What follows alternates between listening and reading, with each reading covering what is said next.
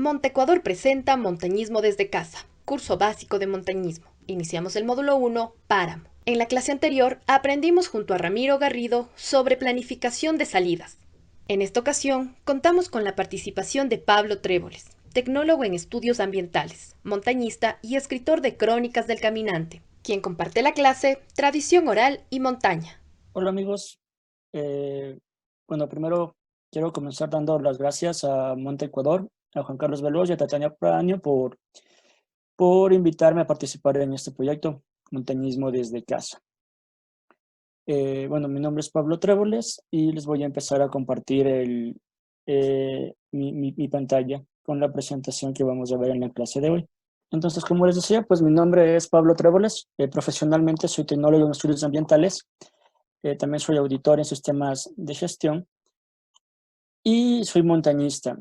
Bueno, también unos dicen que yo considero que intento ser escritor y he estado trabajando en este proyecto ya unos años, que son las Crónicas del Caminante. ¿Qué son Crónicas del Caminante? Las Crónicas del Caminante, así en breves rasgos, son solamente experiencias contadas de forma escrita, experiencias vividas en la montaña, y también he estado metido en el tema de lo que es la tradición oral, con leyendas de tradición oral que involucran a las montañas del Ecuador. Y es por eso que el tema de esta clase es tradición oral y montaña.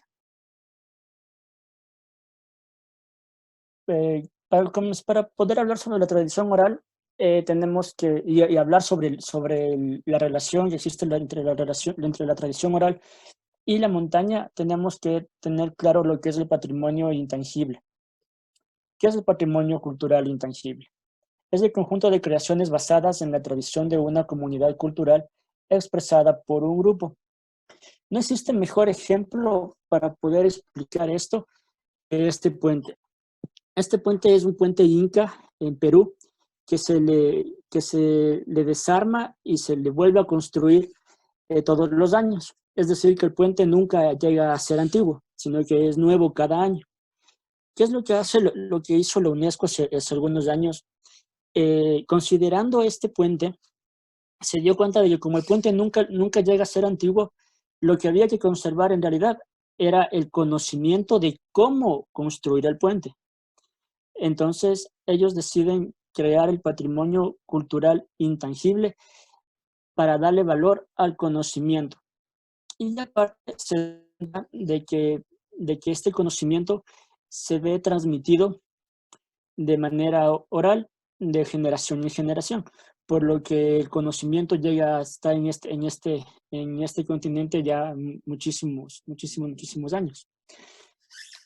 Entonces, de eso trata el patrimonio cultural intangible, sobre el conocimiento en sí sobre un tema. Ahora bien, ¿qué sucede con el montañismo? Pues bueno, desde el año 2009 la UNESCO ha estado realizando varias reuniones para analizar lo que es el alpinismo en otro continente. Y ha empezado a considerarle como una actividad cultural también. Y en el 2019, perdón, el 11 de diciembre de 2019, aprovechando la celebración del Día Internacional de las Montañas, la UNESCO llega a declarar al alpinismo como patrimonio cultural intangible. ¿Por qué? Pues la UNESCO ha considerado al alpinismo que más allá de una disciplina deportiva con determinadas exigencias físicas y mentales, más allá de una actividad de entrenamiento, está basada siempre en una cultura que se caracteriza por valores trascendentes, como lo son el compromiso personal, el sentido de responsabilidad propia y fundamentalmente impulsora del respeto y conocimiento de las montañas, así como fomentadora de lazos sociales que se sustentan en la solidaridad. Nosotros nos vamos a enfocar justo en lo que es impulsora del respeto y conocimiento de las montañas. Cuando inició este curso, hablando Iván Vallejo, él nos dio una introducción al montañismo y nos habló un poco sobre la historia del montañismo. ¿Eso en dónde encaja aquí? Encaja en el conocimiento de las montañas, impulsora del respeto. Luego, Luego en la siguiente clase nos habló Adrián Soria sobre geografía de montaña, y eso también está dentro del conocimiento de las montañas. Y así han ido participando hasta este punto otros expositores hablando de diferentes temas. Y así, por ejemplo, Augusto Granda también nos habló sobre el conocimiento de las montañas, metido en la parte de los ecosistemas diversos que encontramos en estas formaciones geológicas, ¿no? Y el día de ayer, pues nos habló Leonardo Cardoso, el día anterior, nos habló Leonardo Cardoso y nos dejaba un mensaje que les voy a leer aquí textualmente, que dice: el líder de la montaña debe conocer su entorno, su trabajo y sobre todo tener el propósito, debe conocer su entorno. Esa es la parte que nos interesa, que tiene que ver con el conocimiento de las montañas. Pues tenemos que hablar también sobre paisajes culturales. ¿Qué es el paisaje cultural? Los paisajes culturales son lugares que combinan el trabajo de la naturaleza y el ser humano, y que son ilustrativos de la evolución de la sociedad humana y del uso del espacio a lo largo del tiempo, del uso del tiempo y de la evolución de la sociedad humana con la naturaleza. Diciendo esto, vamos a regresar a la foto anterior y les voy a hacer una explicación. Si ustedes pueden observar, aquí en el fondo se encuentra un pequeño montículo. Este montículo no es natural. Este montículo fue construido hace muchos años por la cultura Panzaleo. Todo este espacio verde de páramo es un humedal, es el humedal de Churupinto. También se le conoce como el humedal del Cóndor. Entonces, centrándonos en el montículo, se tiene la teoría de que este montículo servía para realizar ceremonias religiosas, por decirlo de alguna manera, dirigidas tanto al Cotopaxi y acá atrás, pues al Rumiñahui. ¿Qué sucede con el concepto que acabamos de ver acá, que muestra la evolución de la sociedad humana, ¿no? Entonces aquí está primero el montículo construido que nos habla sobre una sociedad que fuera la cultura Panzaleo, y dirigido pues a lo que ellos consideraban sus deidades principales, en este caso el Cotopaxi. Ahora bien, yo les he dicho que esta humedal se le conoce como el humedal del Cóndor. ¿Por qué humedal del Cóndor? Pues si ustedes se fijan, el pequeño montículo vendrían a ser unas patas que están así. Estas dos lomitas de acá vendrían a ser sus alas, y el Cotopaxi en sí vendría a ser el cuello con su cuellito blanco y sin su cabeza, ¿no? Por eso se le llama el humedal del Cóndor. Esa es una forma de interpretar este paisaje cultural. Aquí vamos a ver varias categorías de esos paisajes culturales y nos vamos a dar cuenta del valor que le estamos dando a las montañas culturalmente hablando. Tenemos el paisaje memoria. El paisaje memoria encarna un pasado glorioso que puede ser bélico, como no puede ser bélico, como es el caso de Yaguarcocha. Ahora bien, todos conocemos la historia de Yaguarcocha y sabemos que hubo una gran batalla y que el lago se bañó de sangre y no sé qué. Pero también existen otros puntos en el Ecuador en donde esconden estos pasados eh, importantes, bélicos, ancestrales también. Uno de estos lugares es el Cerro Coturco, y otro que es muy conocido por nosotros y sobre todo por las personas que son escaladores es el sector de Sixipamba. El sector de Sixipamba era un lugar para extraer piedra y para extraer también cerca del Puntas, pues las conocidas obsidianas. ¿Cómo sabemos de que el sector de Sixipamba esconde un pasado glorioso y posiblemente bélico? Porque es en donde escalamos siempre, en los terrenos aledaños, podemos encontrar piezas como esta. Espero que le puedan ver bien. Es una punta de flecha tallada que nos muestra la evidencia de que esta es la evidencia de que el lugar esconde un pasado importante. ¿Qué también podemos encontrar en estos lugares? Pues lo que les decía, las piedras de obsidiana. Entonces, por aquí tenemos una que también al parecer es trabajada. ¿Qué es la obsidiana? Pues son cristales volcánicos, ¿no? Roca cristalizada de forma volcánica y que las culturas prehispánicas utilizaban para fabricar herramientas y armas. Un sitio sagrado. Recoge los atributos emblemáticos de los pueblos originarios y habla sobre su cosmovisión. Ejemplo, el Taytimbabura, la Mama Cotacache y la cascada de Cuyuja. Aquí tenemos otro gran ejemplo con la cascada de Cuyuja. ¿Cuántas veces hemos estado escalando en este sector de Cuyuja y no nos hemos dado, ni siquiera hemos estado enterados de que la cascada de Cuyuja es un sitio sagrado?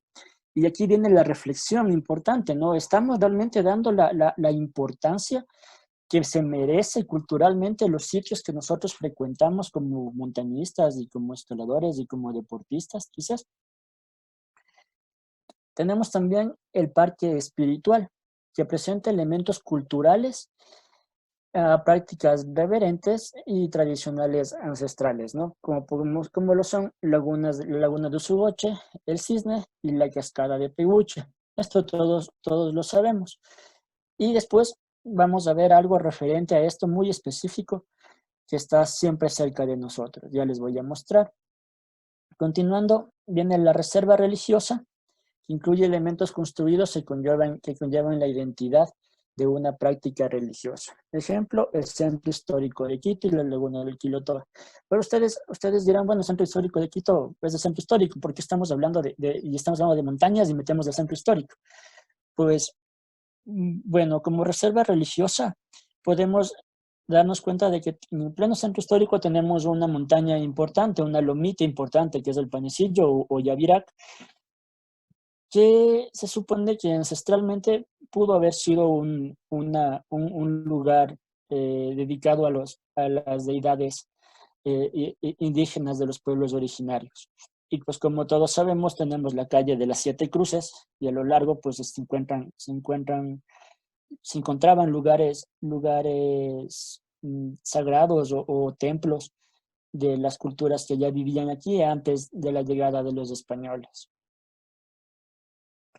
Tenemos el monumento cultural que determina el significado trascendental, como por ejemplo Cojitambo, y la misma reflexión de Cuyuja y Silsipamba. ¿Cuántas veces hemos ido a escalar a Cojitambo y muchas personas ni siquiera están enterados de que el lugar era una especie de fortaleza, una especie de templo?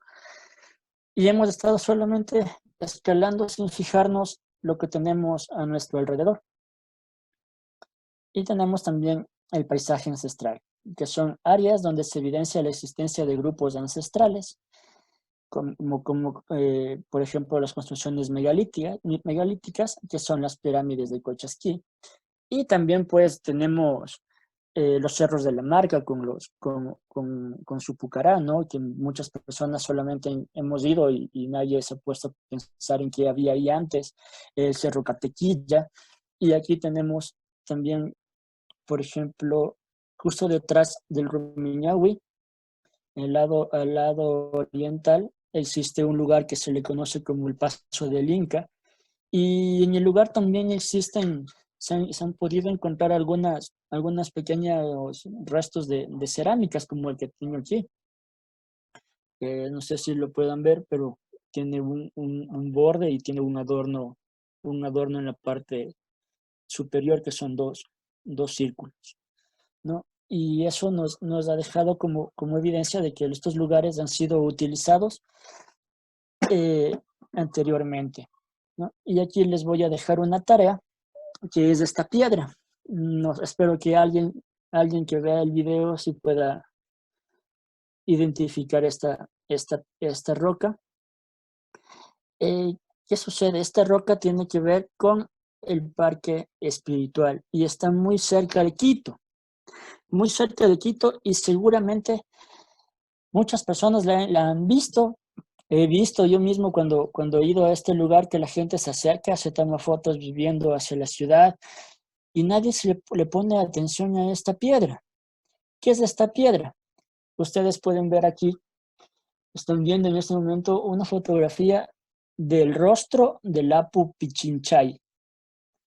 Esta roca se encuentra, ustedes llegan a donde se encuentra el teleférico, pagan su boleto, suben por la cabina hasta la estación alta de Cruz Loma y se bajan de la cabina, salen de la estación, giran a la derecha y está ese pequeño mirador y aquí se encuentra esta piedra. Como ustedes pueden ver, es una piedra antropomorfa tallada con la silueta del rostro de una persona, de un hombre, y se sabe pues que que es el rostro de Apu Pichincha. ¿Por qué? Porque se supone que en donde se encuentra la estación alta del teleférico en Cruz Loma, se encontraba en la antigüedad un templo dirigido para la adoración del Apu Pichincha. Y es por eso, y en la parte baja donde ahora nos encontramos nosotros en Quito, se encontraba la población en general y el Apu pues estaba observando a la población como cuidándole, ¿no? Y no solo esto, más arriba de donde se encuentra esta piedra, cuando subimos las gradas de cemento y luego esas graditas de tierra, se suele llegar a una especie de planicie de tierra y en una esquina hay un montón de piedras amontonadas. Si ustedes se fijan y son observadores y pueden acercarse a estas rocas, se van a encontrar de que muchas de estas rocas son talladas con formas de canales. Y nosotros solamente llegamos a este lugar y lo utilizamos para hacer calentamiento y seguir nuestra caminata. Pero, y por eso es la misma reflexión que con Cuyuja o que con Sixipamba, de que si le estamos dando la importancia y el valor cultural que realmente se merecen estos espacios que nosotros disfrutamos.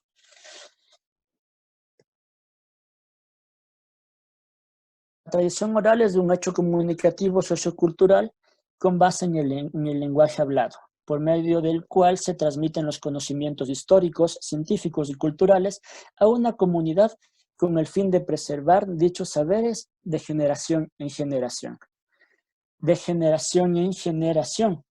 Y por eso el patrimonio cultural, dentro del patrimonio cultural y dentro de la tradición oral, intervienen varias cosas que conocemos bastante bien, que son las leyendas, esas leyendas que cuando éramos niños nuestros padres y nuestros abuelos nos contaban, los mitos, la música. Ustedes dirán, pero bueno, música en la montaña, eh, ¿dónde? Si solamente pasamos escuchando rock y reggaetón.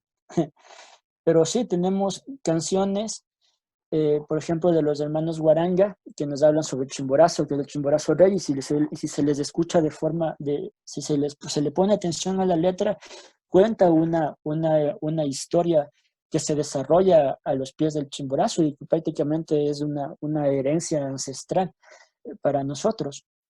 Asimismo, tenemos canciones que hablan sobre la naturaleza y donde intervienen animales y plantas. Tenemos cánticos tradicionales, ustedes dirán, pero ¿y en montaña en dónde están los cánticos tradicionales? Pues sí tenemos cánticos tradicionales que involucraban a los astros. En este caso tenemos el ejemplo de los cánticos tradicionales y alabanzas que se realizan en las procesiones religiosas. Hace poco pasó pues el Viernes Santo, que no pudimos verlo como antes porque por la cuarentena en la que nos encontramos.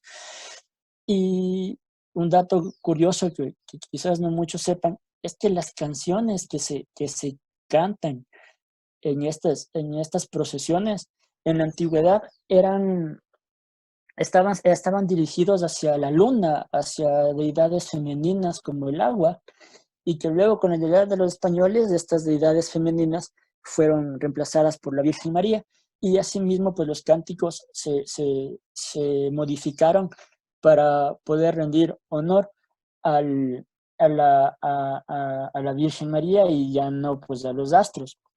Otro dato curioso de lo que sucedía en ese tiempo era que, por ejemplo, nuestros indígenas tomaban, aprendían a esculpir las figuras religiosas, y dentro de esas figuras religiosas escondían a las pequeñas figuritas de su ancestralidad.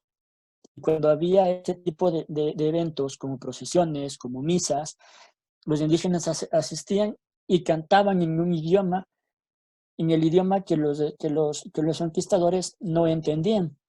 Pero luego cuando los conquistadores ya entendieron y se enteraron de que realmente los indígenas estaban cantando y seguían adorando de forma secreta a sus deidades principales, decidieron modificar estas canciones y tenemos ahora los cánticos religiosos que, que supuestamente sirven para adorar a un santo católico, a una virgen católica, a un dios católico, pero que ancestralmente hablando e históricamente hablando siempre fueron dirigidos para, para las deidades principales de esta región, como son la luna, como es el sol, como es el agua. Ah, tenemos también los rezos.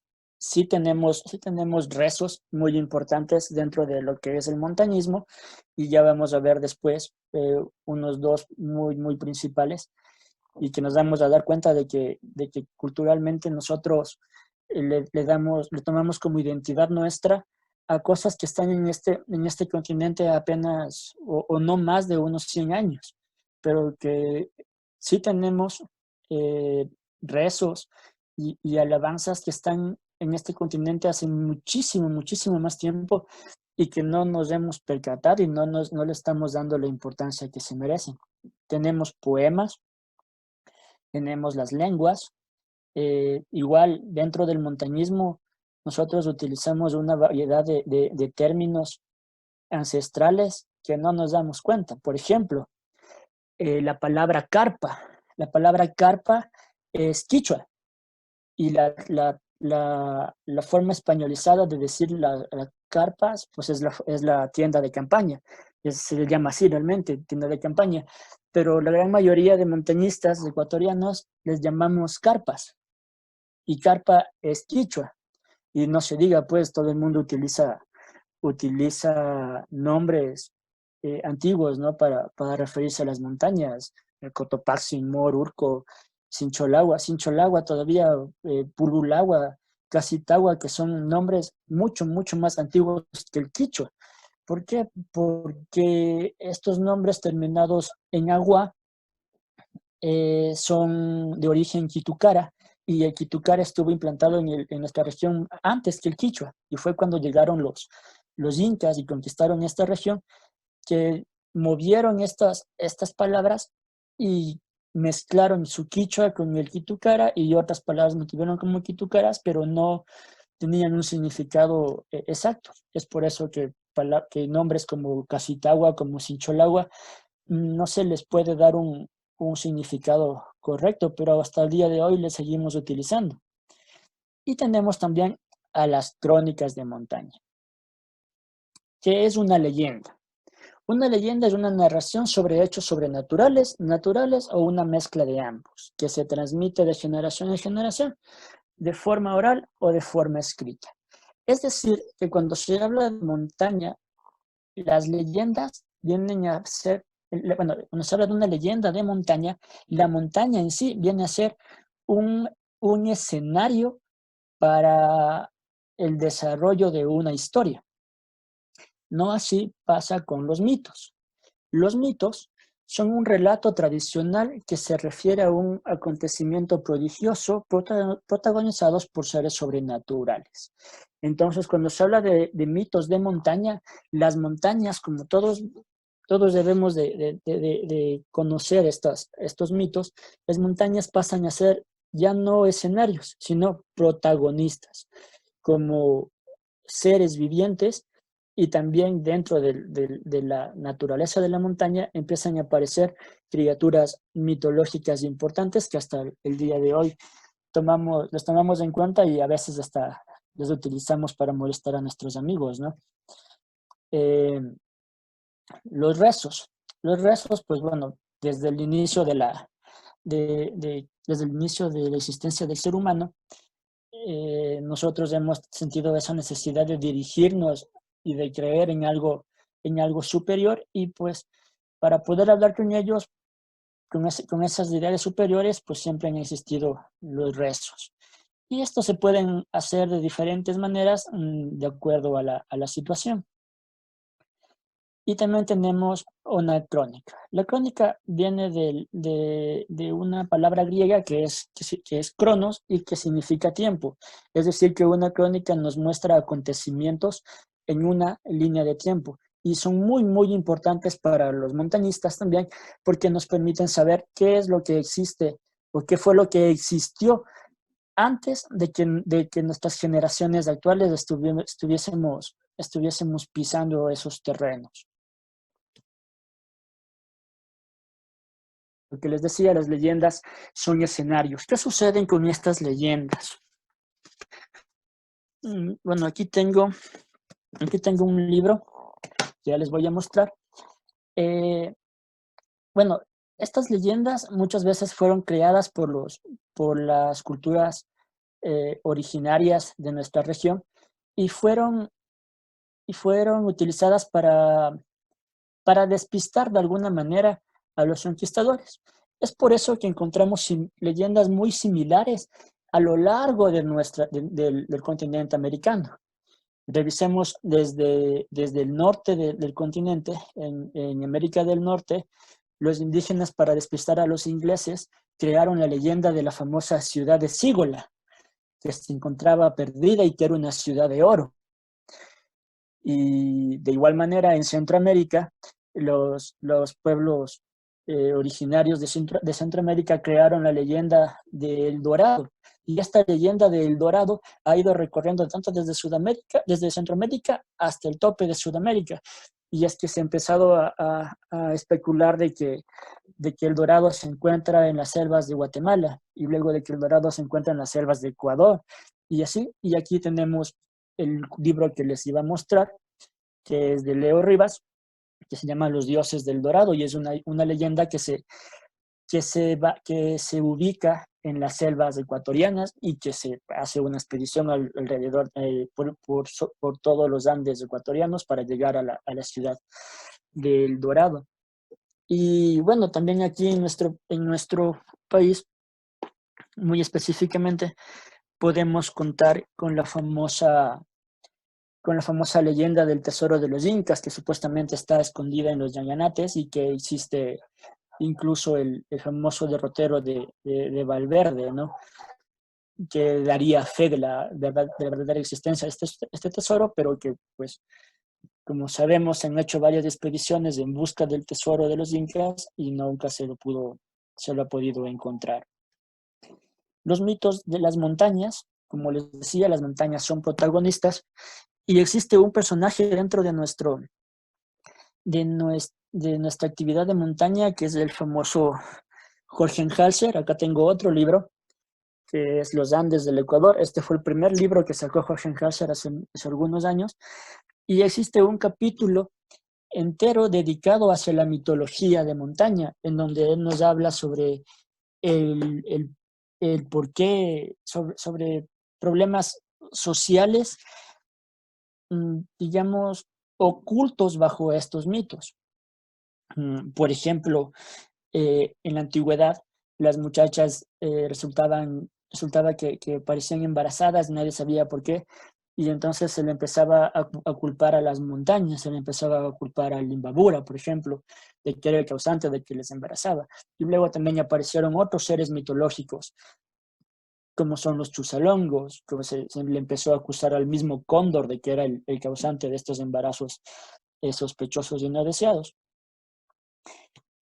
Tenemos los rezos de montaña, y aquí, como les decía, muchas veces nosotros tomamos como identidad a tradiciones y cosas que no están en esta región, más de 100 años. Pero sí tenemos en este caso los rezos de montaña, que sí se encuentran en este continente hace más de 100 años. Tenemos aquí, por ejemplo, la oración Atixi Viracocha. Esta oración fue recopilada por Franklin Pierce en 1572 por primera vez, pero él la escuchó de un indígena recién en ese año. Pero resulta de que los indígenas ya venían recitando este rezo durante muchísimo más tiempo, por lo que se sospecha de que este es un rezo que se encuentra en nuestra región, por lo menos mucho más tiempo de lo que se encuentra aquí el Padre Nuestro o cualquier oración de índole católico. Y esta entonces sería nuestra parte, nuestra, aquí realmente estaría nuestra identidad cultural dentro de lo que es montaña, porque esta oración habla sobre las montañas en sí. Y afortunadamente, pues, eh, por el trabajo de otros historiadores, como es Antonio Morales, se ha logrado recuperar un poco esta oración y se ha ido transmitiendo de generación en generación entre montañistas y cazadores. Tenemos también el Te Deum de Cumbres de Fabián Zurita, que está por acá. Este Te Deum de Cumbres de Fabián Zurita fue escrito en 1958. Este ya es un escrito más de índole católico, porque hay que recordar que Fabián Zurita fue sacerdote.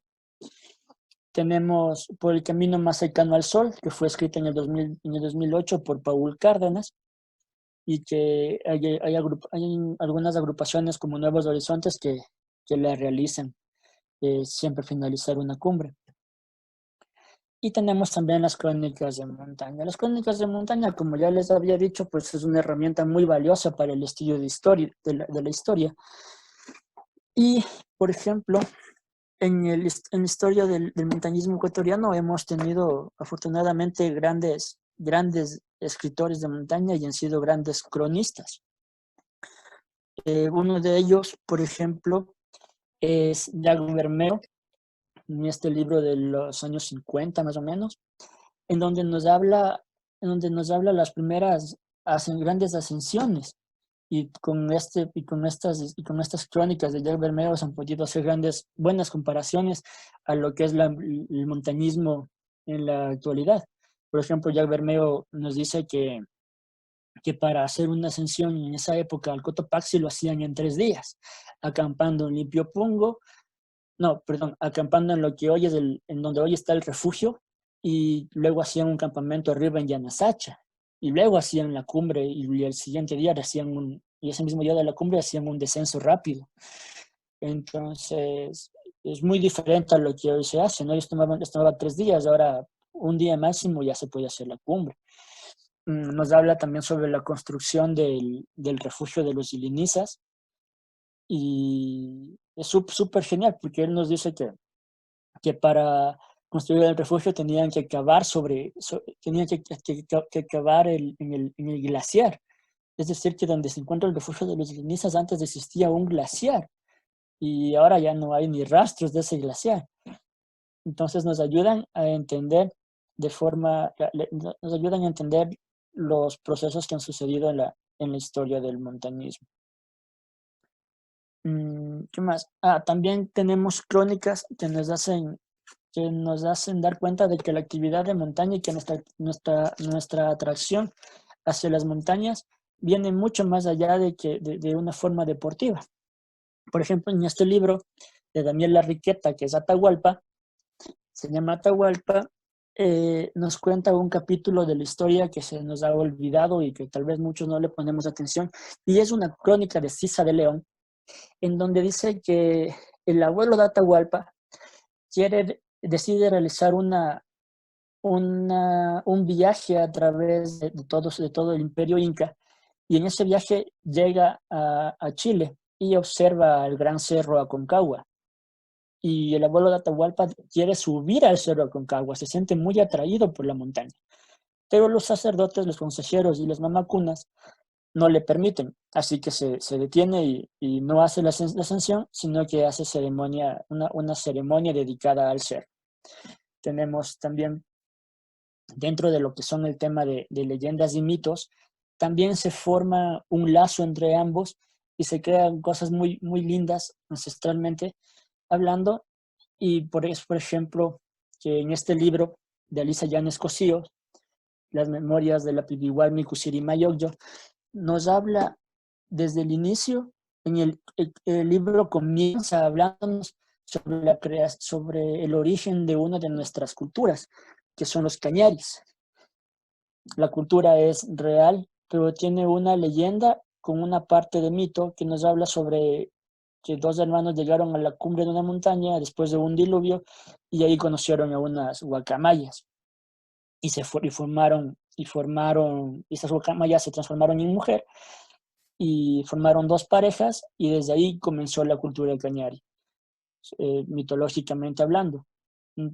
¿Qué más les puedo? También dentro de lo que son las crónicas de montaña, hay que resaltar de que en la actualidad existen clubes deportivos especializados formativos, como es el Movimiento Juvenil de Cumbres del Saday, que todavía toman muy en serio la actividad de un cronista. Ellos manejan lo que son las dignidades de salidas. Y por ejemplo aquí tenemos que en cada salida existe un jefe de campamento, un abridor, una escoba, un enlace y siempre tiene que haber un cronista. No sé si lo pueden ver, pero aquí el Sadai todavía maneja el tema de los cronistas. ¿Y por qué lo hacen? Porque ellos todavía consideran de que son importantes para el desarrollo de una actividad y así pueden llevar un registro